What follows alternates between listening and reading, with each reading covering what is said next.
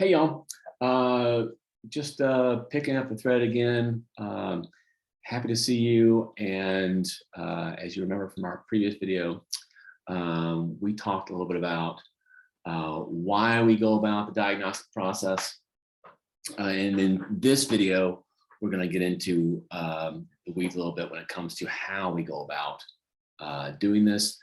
This will be the first of sort of the two videos related to how we diagnose. The first one will be about essentially sort of setting our mindset and our lens for the way that we gather information and make decisions. And then I'll post a final video about diagnosis that is kind of going through the specifics of how to use the DSM itself. And so without further ado, I want to make sure we cover a lot of ground here in a short amount of time. And so we talked a lot about sort of the criticisms of the diagnostic process in our last video. You know, things like labeling.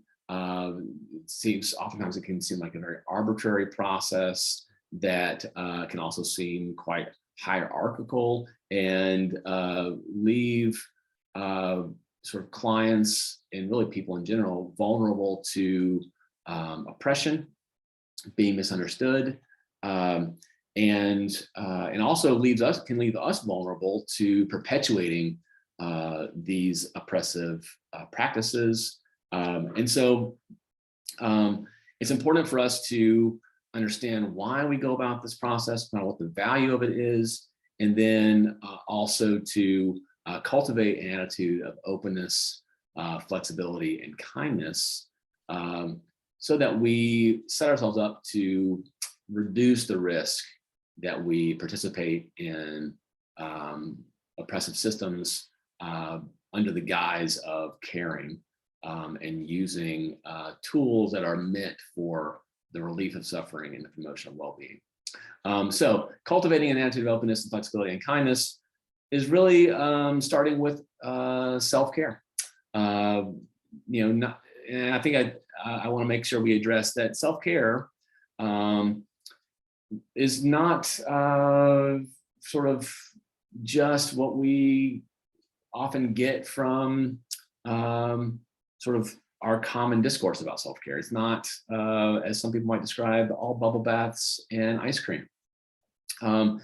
Just like caring for a child, self-care is work, and it requires sort of an intentional effort to nurture, care for, attend to our bodies and our minds, so that we are well rested. We can use all of our, all of our talents and faculties in the service of our own well-being and relief of suffering, so that we can be available to assist others with their own relief of suffering and the promotion of the well-being. Now, as we cultivate an attitude of openness, flexibility, and kindness, we must gather information from our clients in order to make decisions about what their presenting problems may mean for them and for our work with them, their course of treatment. So I've organized this sort of video in ways that kind of mirror or allude to the National Clinical Mental Health Counselor's Exam. The NCMHCE, you may have heard, is broken down into different scenarios.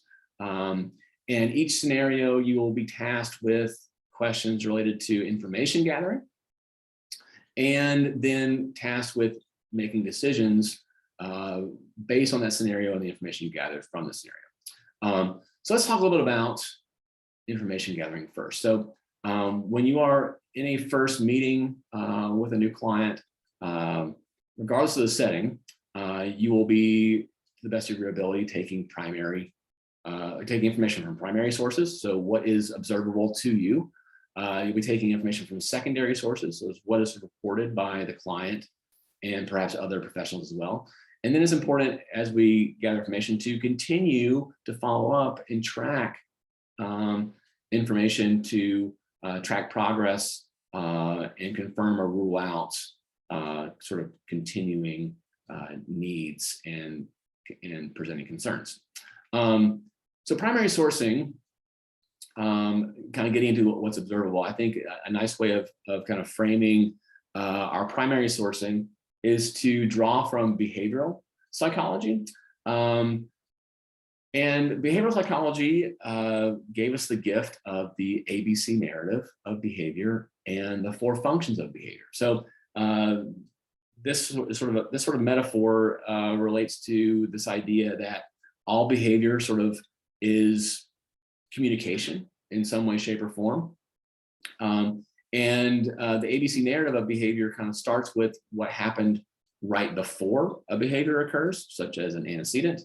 What is the actual behavior? And then what is the result or consequence of that behavior? I make sure that we talk about consequences in terms of sort of non-value laden result, because sometimes consequences can be conflated with punishment, and that's not what we mean here. We just mean the result of a certain behavior.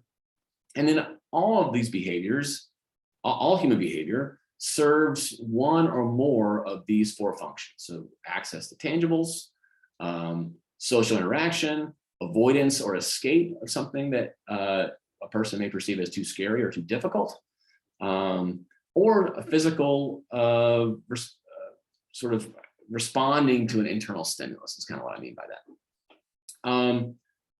Now, some examples of the 4 functions of behavior. Person who is opening a pantry and pulling down a cereal box is acting in a way that meets the access to tangibles function. A person tapping you on the shoulder and saying hello is behaving in a social way. A person who's delaying the beginning of an assignment is perhaps acting in a way that serves the avoidance or escape function of behavior. And then scratching an itch is sort of responding to a physical or internal stimulus. And as you can see, I like to frame this as sort of teaching the ABCs ASAP. So another example of this, I think that's helpful for kind of grasping what we mean by this is, and I'm wondering if you'll kind of participate in this with me, just take a minute to consider kind of what the weather or sort of the temperature typically is in your setting, in your town on July 2nd, most years. Now, next, I just invite you to imagine that on July 2nd, you are planning for some type of celebration. Could be a birthday party, could be Independence Day, could be, there are any number of things that people may celebrate on July 2nd. Part of this preparing for a celebration requires that you purchase supplies for this celebration. Will probably involve a large gathering of people. And so you, like many Americans, find yourself visiting your favorite local big box store. That big box store that is your favorite is likely to have a very large parking lot to accommodate many cars, which are bringing many people into the store or to the store so they can enter the store and purchase many low-cost items.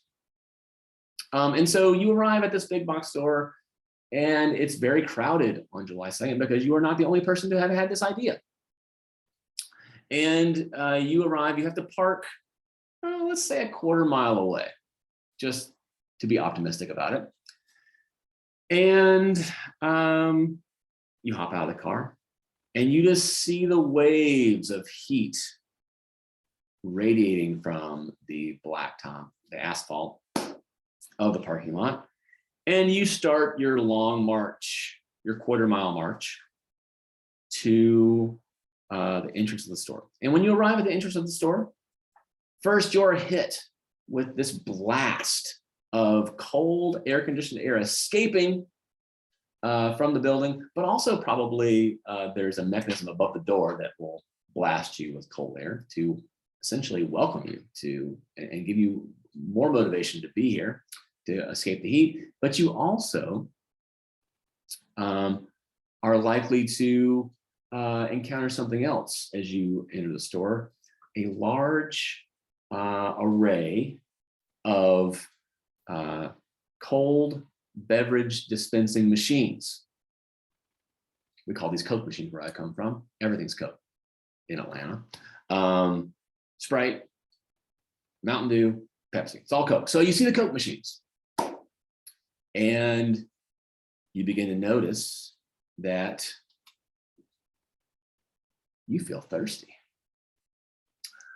And so you approach said Coke machine and you deposit money. I understand that even now you can run your credit card through. You don't have to have cash or coins anymore. You deposit the money and you push the button on the machine next to your beverage of choice. If everything goes according to what you expect, the Coke will fall out of the machine into a little sort of retrieval area. You reach in, you grab the Coke, you drink the Coke, and you feel satisfied. And that is sort of our walk through the antecedent behavior consequence narrative of behavior. So a couple questions. First of all, which of the four functions do you think that this behavior satisfies or meets? And it can be more than one. And then what do you think might happen if the drink doesn't fall? Now, we can talk more about that in the discussion board associated with this video. But keep that in mind as you consider sort of what may help explain certain types of behavior. So what I want to make sure we get at here is that using the ABC narrative of behavior can really go a long way toward helping us to normalize and or explain behavior, even if it is related to a person's suffering. And even as it's related to perhaps a mental health disorder or diagnosis of a mental health disorder. So that's a nice way of kind of considering how we might observe behavior. Observing behavior is not always directly possible. It can be possible if you perhaps are working in a closed environment where people sort of have long-term stays, like maybe a residential treatment facility or a psychiatric hospital. Or if you were doing a home-based counseling, you are more likely to see and be able to observe the presenting concerns in its behavioral terms, and you can understand it in more concrete ways through this model. But you're more likely to, regardless of the setting, whether it's an outpatient clinic or one of the facilities or settings that I had mentioned before, you're likely going to be gathering information from secondary sources, such as client caregiver report, structured assessment instruments, or follow-up case coordination with other professionals. This draws a little bit from humanistic psychology. And as we take our client caregiver report, we're typically using some type of semi-structured diagnostic interview. And as we provide unconditional positive regard, acceptance, and empathic understanding, people will kind of provide for us their best understanding of what the presenting concerns are. Sometimes we have access to using structured assessments. I've included here some examples. The generalized anxiety disorder 7-item assessment assesses for anxiety. The patient health questionnaire in its 9th edition, or PHQ-9 assesses for depression. There is a questionnaire associated with the adverse childhood experiences. And the MDQ is the mood disorder questionnaire, also is often used to assess for bipolar disorders. We're not going to get into those in depth because that is the scope of your testing and assessment course.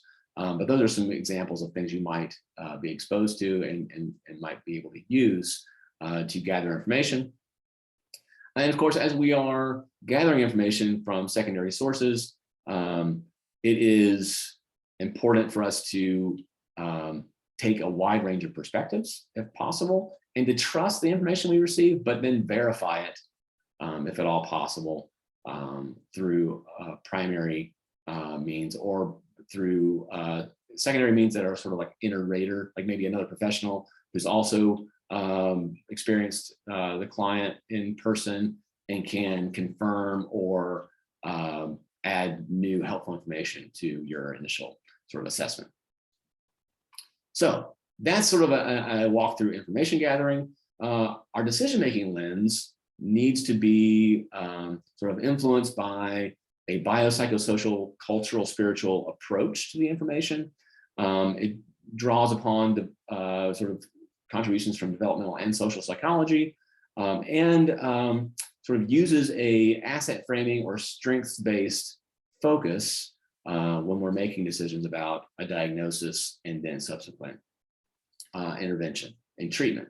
So just a quick walk through the biopsychosocial, cultural, spiritual approach. The biological aspect of this is making sure we're gathering information, making decisions about the information that rule out or confirm physical, internal, biological, genetic etiology or origins of presenting concerns first, if at all possible. So just circling back a little bit to the ABC's ASAP, oftentimes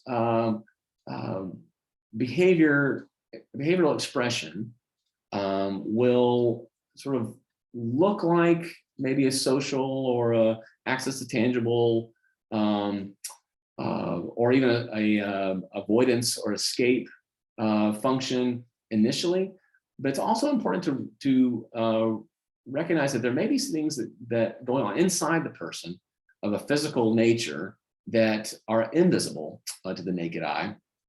And so it's often a good idea to be making referrals to,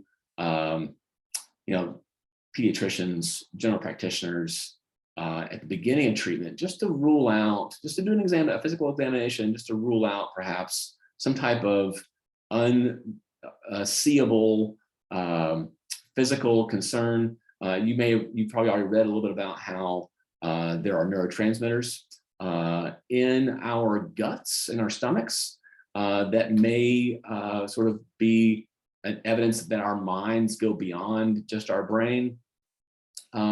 Some people have even called the stomach the little brain because of the way that it mirrors neurological activity.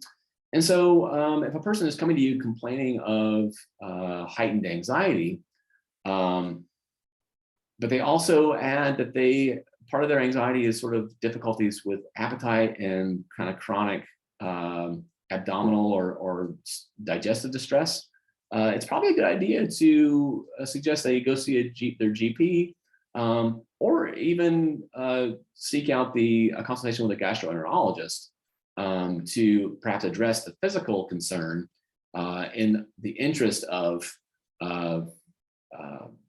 addressing the mental health or mind concern.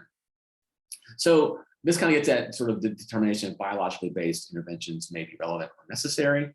And then make sure we're taking a relevant genetic or mental health history if all possible. So we're just wanting to find out in our information gathering, is there depression or psychosis, maybe substance misuse, or other sort of mental health concerns among previous generations in a person's life.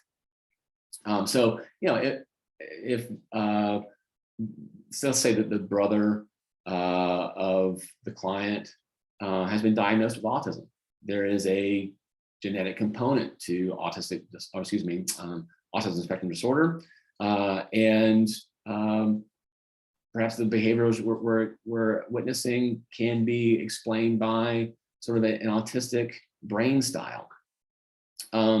If a person's mother suffered from schizophrenia, there's a chance that schizophrenia may manifest in them once they hit sort of late adolescence. So it's important to kind of take into account the biological aspects of a person's presentation as we are making decisions about diagnosis and treatment. The psychological aspect of the biopsychosocial, cultural, spiritual approach is concerned with sort of cognitive functioning, emotional regulation, and or behavior.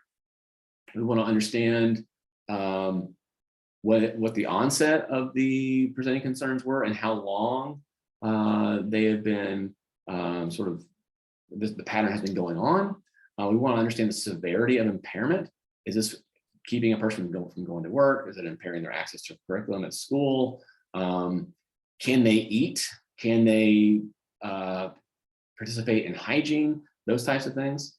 And then what is the frequency of the symptomatic episode? So is a person sort of having big emotional and behavioral outbursts multiple times a day, multiple times a week? The duration of the episodes can also be important as you think about depression and other types of mood disorders. So we're taking all that in, making sure that we're accounting for duration, frequency, and severity of the presenting concerns. The social aspects involve kind of what impact the symptoms have on the access and interaction with a person's social environment. We'll get into this a little bit more when it comes to Bronfenbrenner's ecological model, as well as the attachment behavioral system. Might the symptoms be reasonable or expected or understandable response to the environment? It's important to also consider a person's socioeconomic status when we are making decisions about a diagnosis related to the social realm of their life. And then cultural and spiritual are closely related to the social approach. And we're wondering, how does the client's cultural situation contribute to or explain the presenting phenomena? This helps to normalize spiritual, political, ethnic, or racial influences among other cultural and spiritual influences on a person. And I think it's important to note too that the normalization of these things stops when the cultural spiritual phenomena directly infringe upon the rights of others. And we're thinking about just the basic rights to life and liberty. So an example might be threatening or acting to kill or injure self or others. Typically is considered sort of be separate from culture or spirituality, and is likely to have some other type of etiology, maybe biological, psychological etiology that needs to be attended to. And perhaps the behavior needs to be reframed in biopsycho sort of terms instead of cultural and spiritual. So making sure that we, just by definition, we understand what culture is. This is a set of learned behaviors that members of a group transmit to the next generation. The expression and determination of behaviors depends on lifestyles, cultural values, and worldviews. And symptoms and causes of mental disorders are independent of culture, just like I mentioned before. So it's important for us to kind of parse that out as we're thinking about diagnosis. So decision-making also, I think, involves drawing from developmental and social psychology. And I've provided a couple of different sort of avenues and models for this to occur. So the first one that I want to make sure that you are aware of and can sort of reasonably incorporate into your decision-making process is the attachment behavioral system. This is, this diagram here labels it as a circle of security. I'm using it here just sort of as a example of how the attachment behavioral system works. Circle of security is sort of a branded way of describing something that comes from the peer-reviewed research. It was initially proposed as a theory in the middle of the 20th century by a psychoanalyst named John Bowlby. You are likely to read a lot about in your family systems coursework, or maybe even your theory and practice coursework. And so Bowlby broke a little bit from the psychoanalytic tradition of Freud to propose sort of the way in which human beings kind of create distance between their parents, their big people, and then return home for assistance, creating sort of what he termed as internal working models of how we interact with ourselves and interact with our environment. And then this theory was then demonstrated through more objective means by Mary Ainsworth, in particular with families with small children. What I also love about sort of this research and the system is that it has been demonstrated across cultures internationally, and demonstrates sort of a what is true and understandable about human beings across the prism of human sort of representation and expression. So essentially what this is getting at is that when we human beings, I should also add that just as Ainsworth took Bowlby's theory and demonstrated it in scientific means, Mary Main took Ainsworth's work and demonstrated that these internal working models, these attachment behavioral patterns, persist into adulthood. So these are patterns that develop very early in life. In fact, the neurological wiring related to attachment is being laid down during our pre-verbal stages of development, usually within the first year of our lives. And then they persist into adulthood. Interestingly, if you can understand an adult's attachment patterns, you can predict their child attachment patterns at a 75% success rate, which is a pretty remarkable power of correlation. Anyway, that's why I think it's an important thing for you to have in the back of your mind as you're considering a person's presenting concerns and how it might sort of be distilled into a sort of general understanding of their mental health diagnosis and the way that you might frame your treatment of that diagnosis, in your practice. So when we are little bitty, this circle is happening super fast and super tight, right? It may be happening with our parents, usually it is, but for lots of different reasons, little people don't grow up with their parents. So it can be any attachment figure. And of course, when we're on top of the circle, we're exploring the world. And when we first are born, we are exploring. We are perhaps laying on top of our mother's chest. We are looking around through our blurry eyes and feeling the new temperature of the room through our skin, and recognizing that our tummy may be grumbling and we want food. And so we explore the world very briefly. Something alerts us to need, and we get on the bottom of the circle. And so when we get on the bottom of the circle, what we need is assistance with feeling safe, feeling soothed, and making sense of what we've just encountered. And when this circle goes really well, we essentially get what are considered to be secure children. Secure children become what are known as autonomous adults. These patterns result from young people assessing that their attachment figure is reliably available to support exploration and welcome the child return, more often than not. And it is associated with emotional flexibility and general well-being. To support this, parents don't need to be perfect. In fact,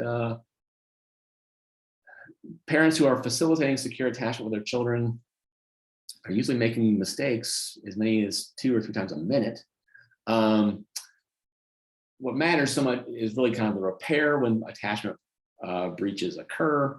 And the majority of people, about 2/3 of people, are estimated to have sort of some type of secure or autonomous presentation. There are 4 sort of categories of patterns generally.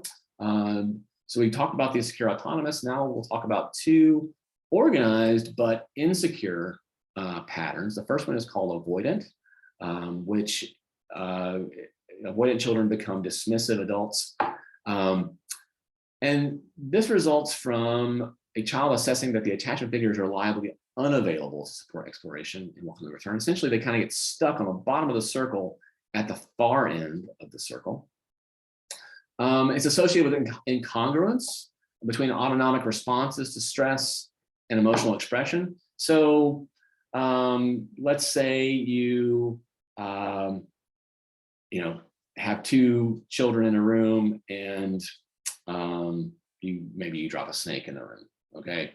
And the secure child will be likely to, oh my gosh, and you'll see on their face and in their behavior sort of some type of fear and threat response. The avoidant child, just for the sake of argument, is likely to have the same internal response. If you were to hook them up to a heart rate monitor, you would see the same elevation in their autonomic responses, but you're less likely to see much affectual change. These children often will get missed because they are not necessarily expressing their need either to the parents or to other settings. And pathology may develop because the child attempts to be self-sufficient too soon. And dismissive adults often will kind of demonstrate that they don't see the point in relationships. Sometimes they can be very sort of cold towards themselves and others. And so keep that in mind as you're thinking about the way that you're experiencing someone across the room from you when you're providing treatment. The second sort of insecure but organized pattern is the ambivalent resistant, which then becomes preoccupied in adulthood. This essentially is our children who get stuck on the bottom of the circle close to the attachment figure because they have assessed that the attachment figure is unpredictably available to support exploration and welcome the child return.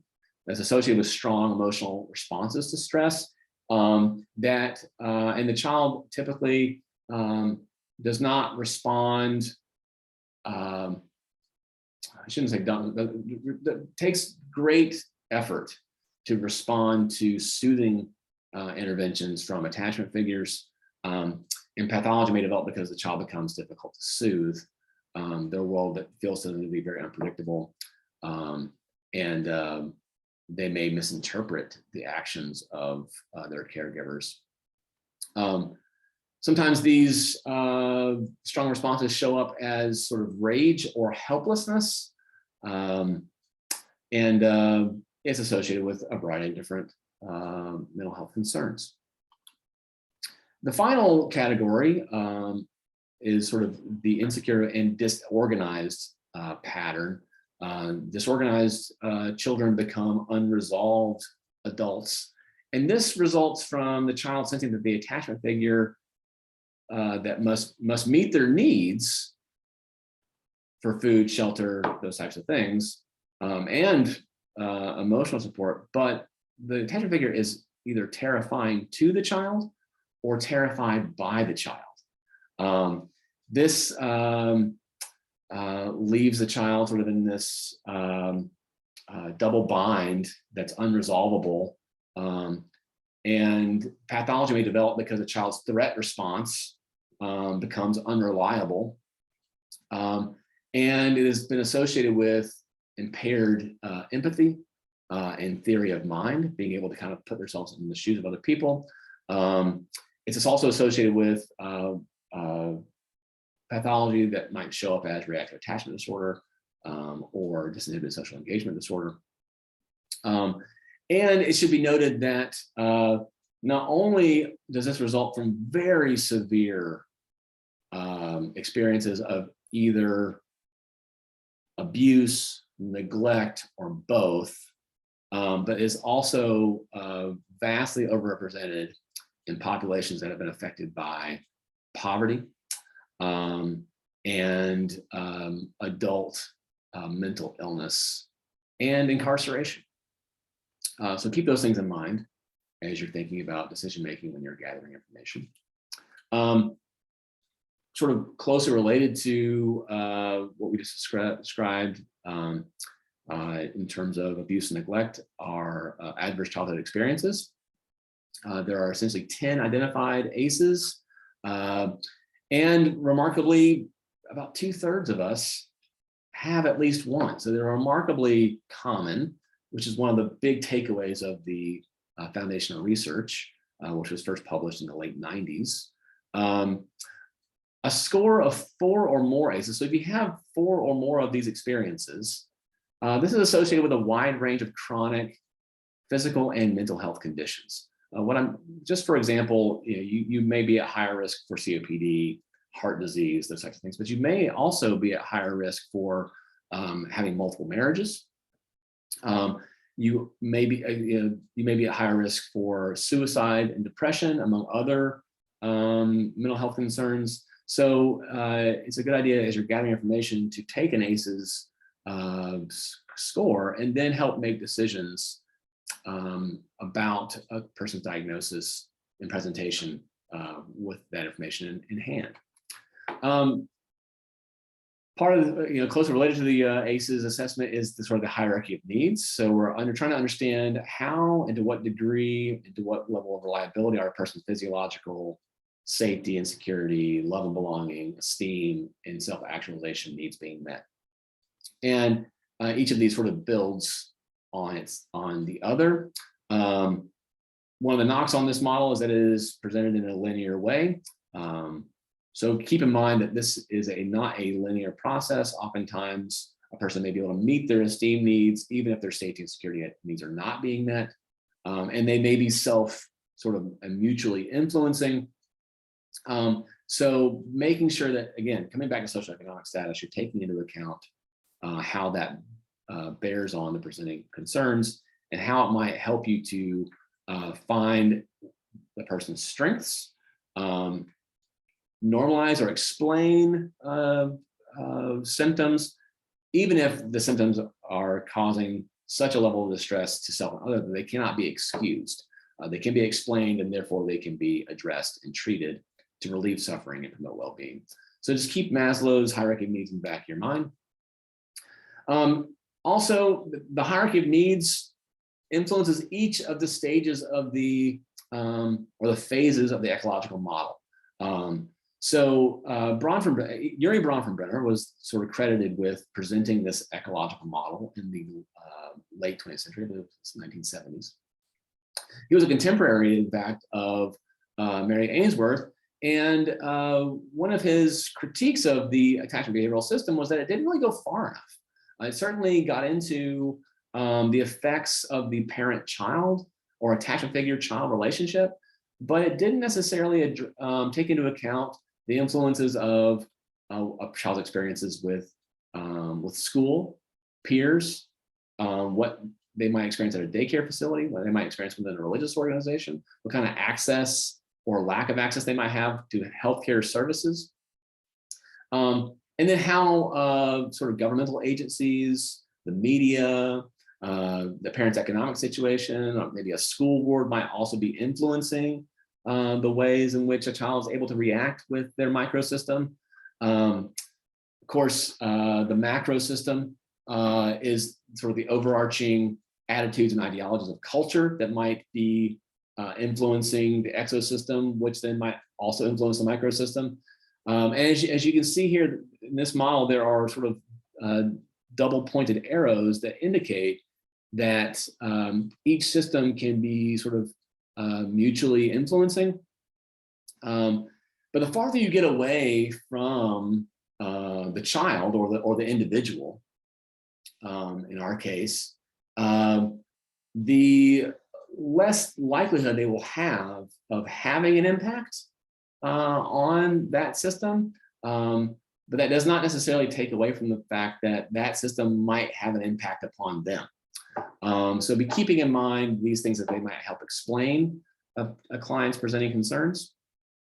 And also, as you're thinking about how you might be intervening, what types of systems need to be addressed and adjusted to relieve stress upon the individual or the family system, and then support their growth, their flourishing. And finally, it's important to address or just keep in mind the way that power dynamics, social power dynamics, are influencing a client. In this sort of diagram, which is adapted from Duckworth's Wheel of Power and Privilege, you can see that it sort of identifies a number of different identities, which are the expression of humanity. And the closer you are to sort of the center of the circle, the more likely you are to be endowed with a higher level of power, influence, and privilege. Essentially, that you are your growth and flourishing is facilitated in a way that is different from those who are identifying in ways that are farther out from the center of the circle. I think it's important to recognize that if you lay claim to multiple identities, especially those that are sort of on the outer rim of the circle, those identities have a compounding, like almost in mathematical terms, exponential effect upon the stress that you may be experiencing. And so it's important for us to take into account how stress related to a person's positionality and their identity may be contributing to the etiology of their presenting concerns, and how it might influence the way that you conceptualize and describe their presenting concerns within their diagnosis. I think it's important also to note here, because this is a somewhat controversial topic, especially as our society is becoming more and more sort of interested in making adjustments or preventing adjustments that may be associated with improving access to society of people who have been sort of historically minoritized, marginalized, and oppressed. Let's keep in mind that we are trying to address systems, not people, right? And I think it's also important to take that same mindset and recognize that when we are providing a diagnosis, we are not diagnosing people. We are diagnosing what the people are dealing with, right? What are they feeling and dealing with? Can we organize it into something that is understandable? And the thinking there is, if we can understand it, then we can perhaps have a more powerful and positive influence upon it. I think it's Mr. Rogers who was credited with the idea that if it's mentionable or describable, then it's manageable. And that sort of had a great influence upon the way that he addressed sort of his role as a children's television host. All that to say, please keep in mind that when we're talking about dismantling systems of oppression and changing the way that that the diagnosis has been used historically in ways that have oppressed people, the target is not Christians, it's Christian nationalism. The target is not men, it's patriarchy. Target is not white people, it's white supremacy. And those of us who may come from those types of identities, we benefit. Hi, I'm Christian, I'm a man, I'm white, I'm straight.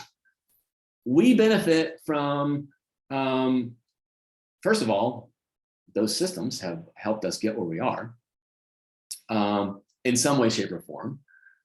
We also benefit from recognizing it and sort of doing our part to address them so that people who have been denied opportunity can have those opportunities opened up to them.